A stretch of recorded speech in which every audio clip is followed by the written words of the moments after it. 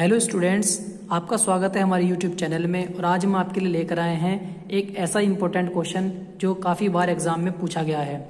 आज हम करने जा रहे हैं क्लास 12 भौतिक विज्ञान का चैप्टर नंबर 1 विद्युत आवेश व क्षेत्र।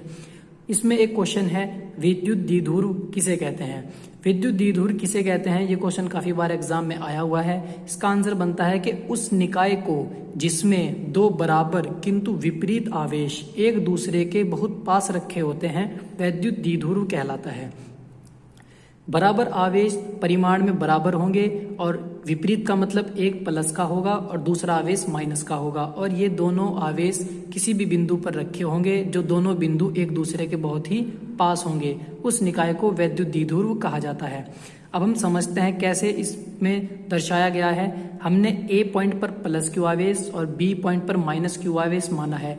ये जो आवेश है ये परिमाण में बराबर हैं लेकिन विपरीत हैं, क्योंकि एक पर प्लस है और एक पर माइनस है। दोनों बिंदु के बीच की दूरी जो है वो 12 ली जाती है विद्युत द्विध्रुव में। यहीं से एक फॉर्मूला बनता है विद्युत द्विध्रुव आघूर्ण का। इस फॉर्मूले पे न्यूमेरिकल भी आते हैं पेपर में। विद्युत द्विध्रुव आघूर्ण को हम पी से प्रदर्शित करते हैं। पी का जो फॉर्मूला बनता है वो बनता है, दोनों आवेश हैं जो एक पर प्लस एक माइनस, इन आवेशों का परिमाण Q तथा दोनों बिंदु आवेशों के बीच की दूरी 12।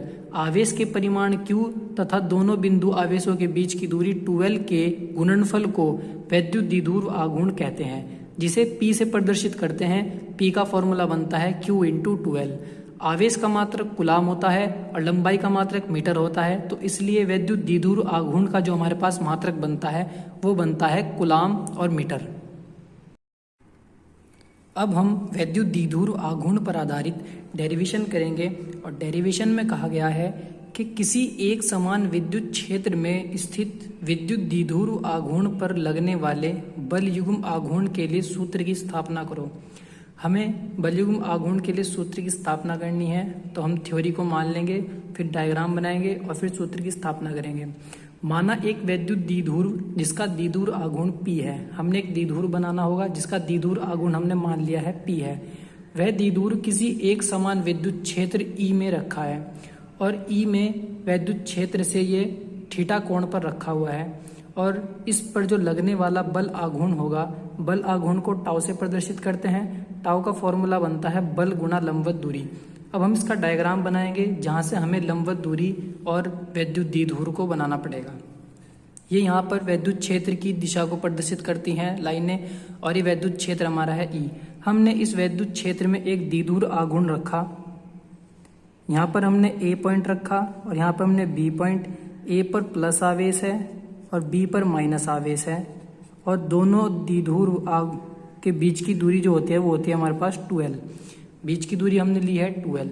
अब यहाँ से ये जो द्विध्रुव इस विद्युत क्षेत्र में रखा है, यह विद्युत क्षेत्र से थीटा कोण पर रखा है, यानी कि यहाँ पर जो कोण बनता है वो हमारे पास है थीटा। इसलिए और यहाँ पर हमारे फॉर्मूले में है टाउ बराबर बल गुणा लंबवत दूरी, तो हमें लंबवत दूरी की भी ज़रूरत होगी। तो हम यहाँ से एक लंबवत परपेंडिकुलर लाइन खींचते हैं जो हमारे पास A से लेके इस पॉइंट तक आती है। इस पॉइंट को मैं नाम दे देता हूँ C।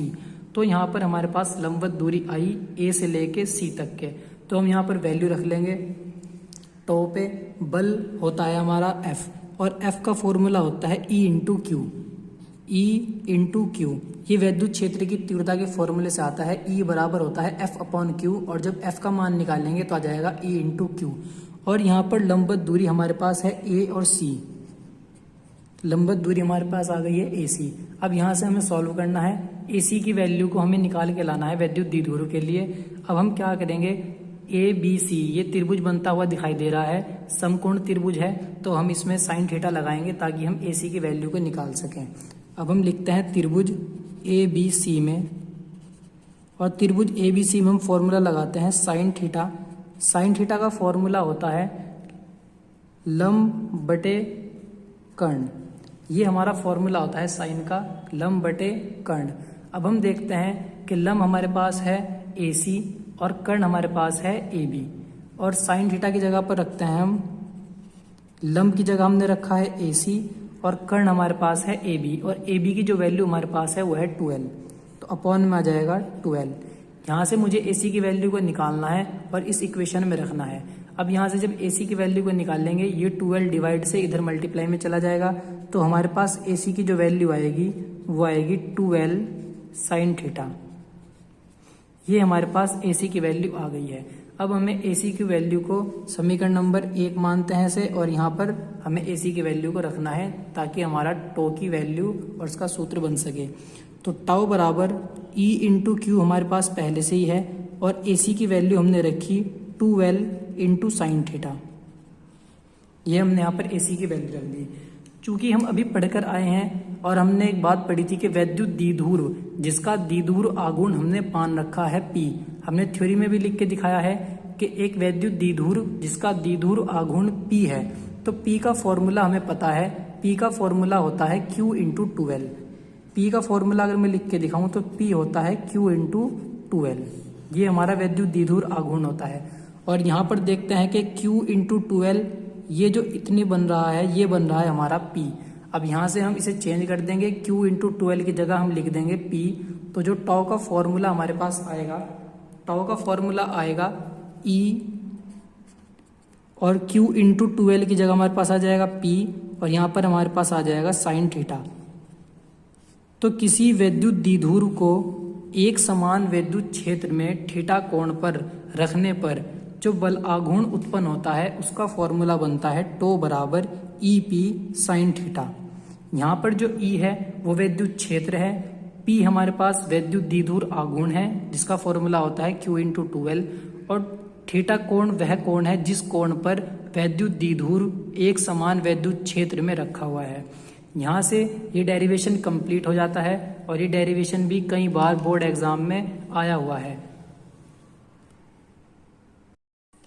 डेरिवेशन के आधार पर न्यूमेरिकल हमें दिया गया है, और न्यूमेरिकल में कहा गया है कि 3.2 गुणा 10 की पावर माइनस के 19 गुलाम तथा माइनस के 3.2 गुणा 10 की पावर माइनस के 19 गुलाम के दो आवेश एक दूसरे से 2.4 गुणा 10 की पावर माइनस के 10 मीटर की दूरी पर स्थित हैं।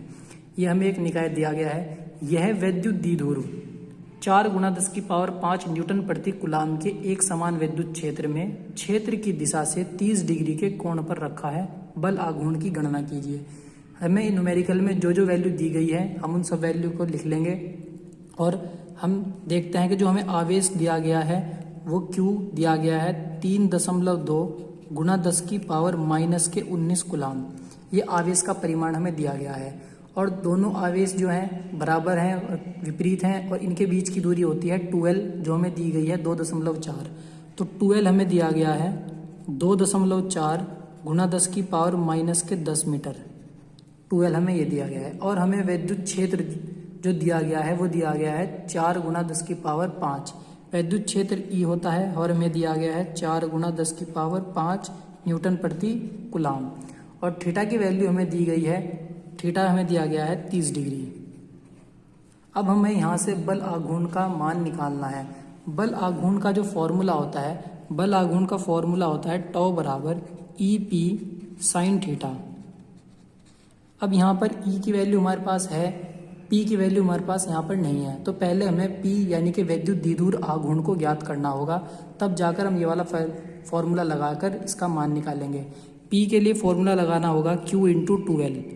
ये हमारा P का फॉर्मूला होता है। Q का मान दिया गया है 3.2 गुणा 10 की पावर माइनस के 19 कूलाम, और 12 की वैल्यू हमें दी गई है 2.4 गुणा 10 की पावर माइनस के 10। ये हमने Q का और 12 का मान रख दिया है। अब हमें क्या करना होगा, 3.2 की 2.4 में गुणा करनी होगी, और ये माइनस की 19 पावर है और ये माइनस की 10 पावर है, तो ये माइनस और माइनस की पावर जुड़ जाएंगी। अब गुणा कर लेंगे। गुणा करने के बाद हमारे पास आ जाएगा 7.68, और 10 की पावर 19 और 10 को ऐड कर देंगे तो 10 की पावर आ जाएगा माइनस के 29। ये हमारे पास P का मान आ गया है। अब हमें P के मान को इस टॉ वाली इक्वेशन में रखना होगा, और टॉ वाली इक्वेशन में रखते हैं। E का मान हमें दिया गया है 4 गुणा 10 की पावर 5, और P का मान हमारे पास है 7.68 गुणा 10 की पावर 29, और साइन थीटा हमारे पास दिया गया है 30। तो साइन 30 की वैल्यू हमारे पास होती है 1/2। यहाँ से हमने साइन 30 की वैल्यू रख ली है। अब हम 4 की गुना करेंगे 7.68 में, या फिर 2 से हम इसे 4 को काट लेंगे, 2 से हम इस 4 को काटेंगे तो यहाँ पर हमारे पास आ जाएगा 2, और 2 की गुना में करनी होगी 7.68 में, तो गुना करके हमारे पास आ जाएगा 15.36, और पावर ये माइनस की 29 है और ये पावर प्लस की 5 है, तो प्लस माइनस घट जाएंगी और 29 में से 5 जाकर बचेगी हमारे पास माइनस की 24। तो यहाँ से हमारे पास टॉ का जो मान निकल के आया है वो आया है हमारे पास 15.36 गुना 10 की पावर माइनस के 24।